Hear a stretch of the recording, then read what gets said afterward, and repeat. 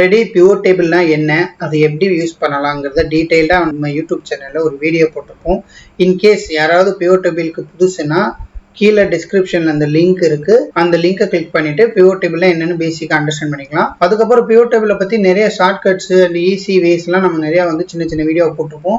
இப்போ இந்த வீடியோவில் நம்ம அப்படி தான் ஒரு ஹெல்ப்ஃபுல்லான ஷார்ட்கட்டு நம்ம பார்க்க போகிறோம். என்னன்னா, இப்போது இந்த மாதிரி ஒரு டேட்டா என்கிட்ட இருக்குது. இதை நான் அனலைஸ் பண்ண போகிறேன். அதாவது ஆக்குபேஷனை பேஸ் பண்ணியோ இல்லை சிட்டியை பேஸ் பண்ணியோ பார்த்தீங்கன்னா நான் அனலைஸ் பண்ண போகிறேன். ஸோ அனலைஸ் பண்ணணும்னா நம்ம யூஸ்வலாக என்ன பண்ணுவோம்னா ஒரு பிவோட் டேபிள் கிரியேட் பண்ணுவோம். ஸோ பிவோட் டேபிள் கிரியேட் பண்ணிட்டு அங்க நம்ம பேசிக் வீடியோ, அதாவது பேசிக்கா பிவோட் டேபிள்னா என்ன ஐடியா இருக்குங்களுக்கு கண்டிப்பா ஃபில்டர், ரோஸ், வேல்யூஸ், காலம்ஸ் எல்லாம் எப்படி யூஸ் பண்ணணுங்கிறது தெரியும். எஸ், பிவோட் டேபிள்ங்கிறது கம்ப்ளீட்டா உங்களுக்கு நியூனா நம்ம யூடியூப் சேனல்ல பேசிக் வீடியோ போட்டிருப்போம் அண்ட் நிறைய ஷார்ட்கட்ஸ் எல்லாம் பிவோட் பத்தி போட்டிருப்போம். அதை பார்த்துட்டு நீங்க இதை பாத்தீங்கன்னா கண்டிப்பா உங்களுக்கு ஈஸியா இருக்கும். ஓகே, இப்போ நான் பிவோட் டேபிள் கிரியேட் பண்ண போறேன். நான் ஆக்குபேஷனை பேஸ் பண்ணி நான் ஒரு டேட்டா பார்க்க போறேன்னு வச்சுக்கோங்களேன். ஸோ நான் அதை ஃபில்டர்ல வச்சுக்கிறேன். இந்த நேம், ஜெண்டர், ஏஜ் மற்றதெல்லாம் பாத்தீங்கன்னா நான் ரோஸ்ல வச்சுக்கிறேன். ஸோ ஒன்ஸ் இந்த மாதிரி நம்ம ஆட் பண்ணதுக்கப்புறம் இந்த மாதிரி டேபிள் ஃபார்மேட்லாம் நான் கன்வெர்ட் பண்ணிக்கிறேன் ஈச் வியூக்கு. ஸோ இந்த டேபிள் வியூ எப்படி நம்ம கிரியேட் பண்ணுங்கிறதும் அந்த மெயின் வீடியோவில் இருக்கும்.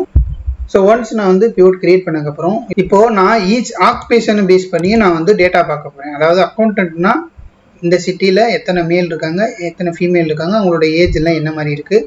ஸோ அப்படிங்கிறத நான் பார்க்குறேன்னு வச்சுங்களேன். இப்படி நான் ஒவ்வொரு ஆக்குபேஷனையும் கிளிக் பண்ணி தான் நான் பார்க்க முடியும். இந்த மாதிரி நான் ஒவ்வொரு டைம் சிங்கிளாக கிளிக் பண்ணுறதுக்கு பதில் ஒரு சிங்கிள் ஷாட்டில் ஆல் ஆக்குபேஷனையும் தனித்தனியாக நம்ம ரிவ்யூ பண்ணுற மாதிரி இந்த ஷீட்டில் ஆட்டோமேட்டிக்காக எப்படி கிரியேட் பண்ணுறலாம் அப்படிங்கிறத நம்ம பார்க்க போகிறோம். என்ன பண்ணணும்னா ஒன்ஸ் பிவோட் டேபிள் போட்டதுக்கப்புறம் பிவோட்டில் கிளிக் பண்ணிட்டு இங்கே பார்த்தீங்கன்னா அனலைசேஷன் இருக்கும். இதுவும் பிவோட்டோட ஃபீல்ட்ஸ் எல்லாம் இங்கே இருக்கும். இங்கே ஆப்ஷன்ஸில் இந்த மாதிரி ரோ ரிப்போர்ட் ஃபில்டர் பேஜஸ் அப்படிங்கிற ஒரு ஆப்ஷன் இருக்கும். கிளிக் பண்ணிட்டு நம்ம ரிப்போர்ட் ஃபில்டர்ல என்ன வச்சிருக்கோம், ஆக்குபேஷனுங்கிறதா வச்சிருக்கோம். ஸோ ஓகே கொடுத்துட்டோம்னா ஆட்டோமேட்டிக்கா என்னென்ன ஆக்குபேஷன் இருக்கோ அது எல்லாத்துக்குமே பார்த்தீங்கன்னா சீட் ஆட்டோமேட்டிக்காக கிரியேட் ஆயிரும். அந்தந்த ஃபில்டருக்கு அப்படியே ஆட்டோமேட்டிக்காக அப்ளை ஆயிரும். இப்போ பார்த்தீங்கன்னா தெரியும், இங்கே அனலிஸ்ட்டுங்கிறது ஆட்டோமேட்டிக்காக அப்ளை ஆயிடுச்சு. அதே போல் ஆர்டிஸ்ட்னா ஆர்டிஸ்ட் அப்ளை ஆயிடுச்சு. ஸோ நம்ம இங்கே போய் ஒவ்வொரு டைம் ஃபில்டர் கிளிக் பண்ணுறதுக்கு பதில் இங்கே பார்த்தீங்கன்னாலே ஈஸியாக நம்ம ரிவ்யூ பண்ணிக்கலாம். ஸோ இது குயிக்காக நம்ம ரிவ்யூ பண்ணிக்கலாம்.